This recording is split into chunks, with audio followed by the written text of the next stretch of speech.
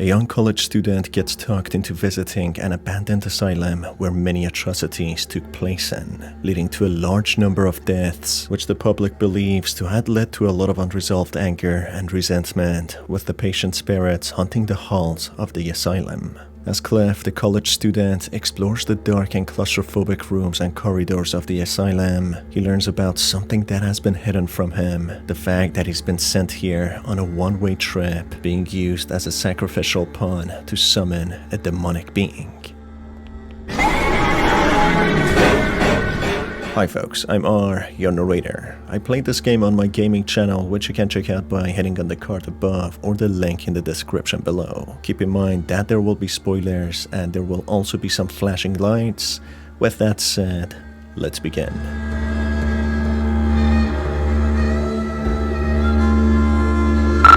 Alright, Clint, Cliff, welcome to the St. Augustine's Asylum for the Mentally Ill.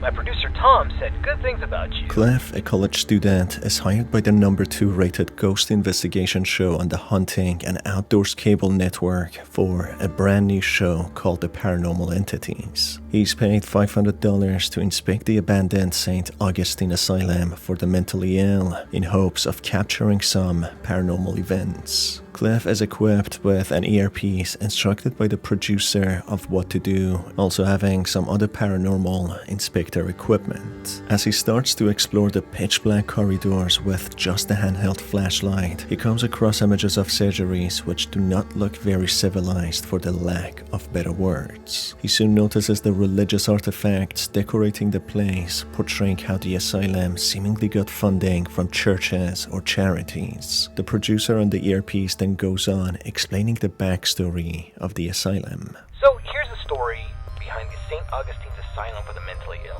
It was founded in the 1880s, closed in the 1960s, and a lot of nasty stuff happened here. I mean, this place is only supposed to house around 500 patients, but at its peak, it was around 3,300 patients in here. I mean, the place was, less of a hospital and more of a place where you dropped your problems off and hoped they disappeared. In the end, this place was sort of against what the Bible's supposed to teach. I mean, there was no love here, no grace, no healing. The patients were not here to be rehabilitated.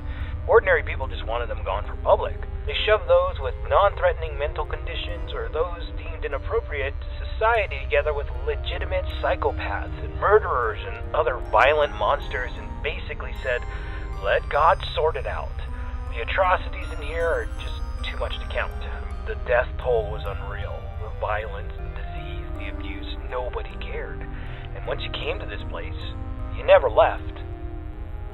He explains how the place ran from 1880s to 1960s, where they housed many patients higher than its capacity, a place where people with slightest mental health issues or simply undesired people were dropped in to just be forgotten. Any person who didn't fit in or deemed to be undesirable, government wanting to put them away, were placed here amongst hardcore criminals and murderers. Once someone was placed here, they would never leave, being trapped with psychopaths alongside disease, violence, and abuse, which led to many dying in horrible ways. As Clive moves further into the asylum, he arrives at a hall where many patients were gathered and treated.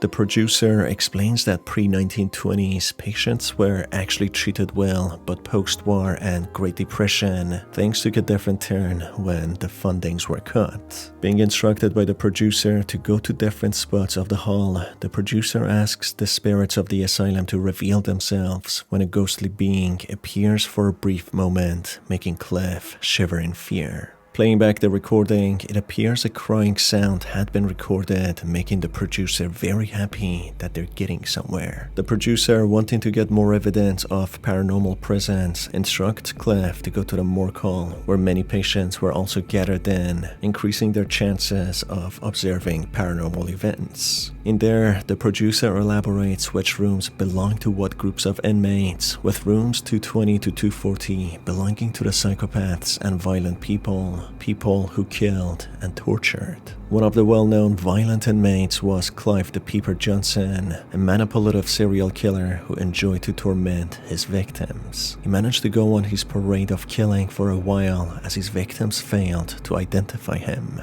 He manipulated his victims to gouge their own eyes out using metal wires or their own fingers, which made the victims unable to fully recognize and see what Clive looked like. As a result, Clive managed to go to the asylum instead of facing jail time for the crimes he committed using legal loopholes, where he found it to be a playground for his sadistic ways. The patients who didn't listen to him were tortured or killed, and the ones who did lost their eyes, running around the facilities screaming in agony. The producer then instructs Clive to perform a ritual in order to summon the spirits. As Clive does so, the producer recites a spell informing the spirits to use Clive as they see fit, as if Clive was used unknowingly as a bait for the spirits to be summoned. Multiple spirits in asylum gowns then suddenly appear, being clearly angered from what they had to experience in their worldly lives when lights turn off, with Clive being horrified to what he just experienced. Nonetheless, being a kid and willing to risk his life for a mere $500, he still listens to the instructions of the producer and goes on exploring more. Reaching the cell's corridors, Clive notices paranormal events with items moving on their own,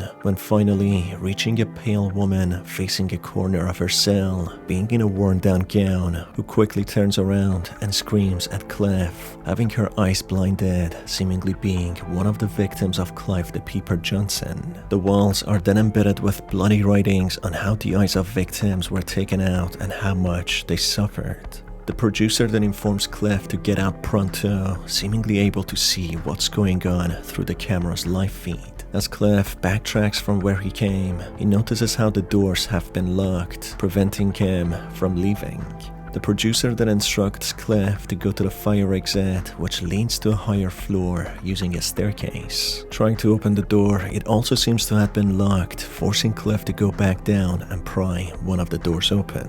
As he goes down, he notices how the area has been transformed, with the staircase leading down to some sort of a basement which shouldn't exist as the asylum didn't even have a basement. This clearly directs Clive to a rabbit hole into the paranormal realm where he will possibly face his doom. Clive unwittingly and without second thoughts goes down, listening to the producer. Going lower, random doors start to appear, which show on the directory board to be torture rooms for the inmates of the asylum when they were there. This acts as a representation of what happened to them, with the asylum trying to hide the atrocities that they committed against the vulnerable patients. The first door leads to rooms labeled as permanent isolation, gas chambers, silent room, and incinerators, being a mix of physical and mental torture methods. Lower into the basement, some other brutal torture methods in history are mentioned, which are Judas Cradle, Brazen Bull, and the Boat. I won't get too much into them, apart from the fact that they were extreme ways of punishing victims and subjects, which there are a lot of videos out there about them, which you can find easily. Clive finally manages to go down to the surgery, where the environment keeps changing and altering. After witnessing a spirit hanging on the ceiling, Clive gets teleported into an office, which leads to the producer unveiling something that he's been hiding from Clive. Alright, confession time. It's about the eyes. I kinda hid this from you. There's an urban legend, and I repeat, it's an urban legend about the Peeper, Clive Johnson. You see, there was a patient who suffered from dementia and swore that Clive was more than just a mere man. And he would kind of haunt this patient all throughout the day. You know, rampant hallucinations that progressively got worse, but at night he never saw the Peeper. Then he discovered that if he closed his eyes, he could escape Clive. But whenever he opened them, Clive would be there, waiting for him and getting closer and closer. Eventually, the patient used a fork and he blinded himself. And while he was soaked in his blood from his sockets, he screamed to the entire hospital that he was free, he was safe. And a week later, 2 more patients charged Clive with stalking them, even though he was confined to solitary. I mean, it's crazy. They took their eyesights too. His pattern didn't stop. I thought it was BS, but based on what we've seen tonight, I'll pretty much believe anything. So, try to get the hell out of there, and if it gets too intense, try to shut your eyes. There seems to have been a patient who suffered from dementia who feared Clive the Peeper as a higher being, an entity possessing supernatural abilities. The patient explained he was constantly hunted and tormented by visions of Clive, who only disappeared when he closed his eyes. This leads to the patient blinding himself using a fork, which made him shout in happiness that he's finally free despite losing his eyesight in such a brutal manner. This all happened when Clive was in solitary confinement, making it no way possible for Clive to do such things. Sometime later, more patients claimed to have been hunted by Clive, who also carried on following the footsteps of the first patient, blinding their own eyes. The nature of the story being so unbelievable makes it become a folklore.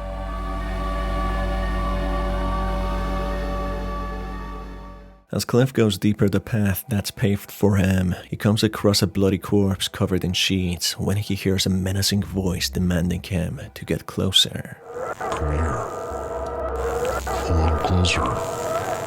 As Clive goes to the source of the voice, he observes a monstrous being saying that he sees him now, which seems to be the reincarnation of Clive the Peeper, who still roams the abandoned halls of the asylum, intending to hunt down more victims. Clive runs the opposite direction as fast as he can, ending up in a dead end, where he is provided with two options: whether to take out his own eyes with the scalpel right in front of him, or let the demonic Clive get to him and do what he wants to do with him.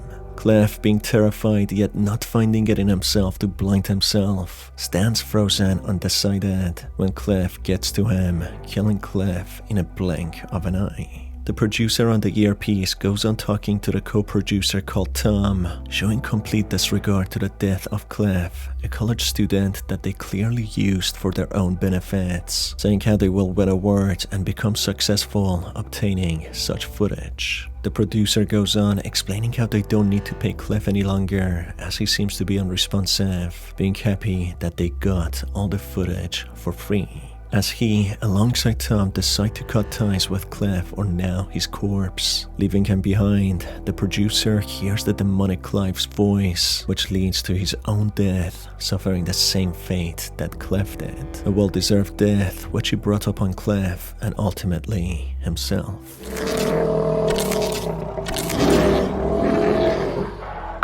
Holy crap, that was the most disturbing, terrifying, and greatest paranormal footage that has ever been taken in the history of television. Oh my god, Tom, we're going to win an Emmy. We might be on talk shows, paranormal entities, movies, spin-offs, freaking coffee mugs, and kid shows. Holy crap, oh my god. Oh yeah. Him? I'm not going in there. Are you gonna go in there? I'm not going in there. Hell no. I mean, we don't even know where he is in that hospital. The camera's black. He's not responding. I don't see anything. Do you? No. We're getting out of here. And, anyways, another crazy thing about this, he needs to collect his money, too. And I don't think he's gonna be coming here anytime soon. So we basically got all this footage for free, dude. Let's just start the van up. Let's get the hell on out of here. We've been in here for, I don't know, a couple hours, just a little bit too long. I'm a little sore. I need to stretch out. And my very wealthy friend, you are starting to stink. Alright, I'm gonna do it. Whoa. Did you hear that? Did you hear that? Shh. Listen. A little closer. That was outside the truck. That was outside the truck, right? Listen. Shh. I see you now. On the other hand, if Clive decides to take out his own eyes with the scalpel, he gets blinded but ultimately survives Clive. The producer, despite being the reason for Clive ending up the way he did, he chickens out, bringing up excuses that he doesn't know where Clive is and that the live feed doesn't show anything, saying that they won't go to Clive's rescue. The selfish and inhuman producer then bids Clive farewell with no intention of actually paying him what he promised, getting back in his van and driving off, with no sound of Clive the Peeper being heard anymore. This reveals how the producer this time managed to get all the footage for free, with Clive being their collateral damage for their following success, with them not getting punished for what they did, deceiving an impressionable young college kid, using him to get what they needed. They leave Clive all alone and blinded in the asylum, riddled with vengeful spirits, bleeding profusely, most likely losing his life due to the severe blood loss. Clive definitely deserved better than this, and the selfish producer didn't get what he deserved. And that's it for this video, folks. If you enjoyed it, you can stay tuned for more by hitting on the subscribe button and the notification bell. You can also follow me on Twitter and my subreddit for further video discussions. It's been your host, Star. Until the next video, have a fantastic day.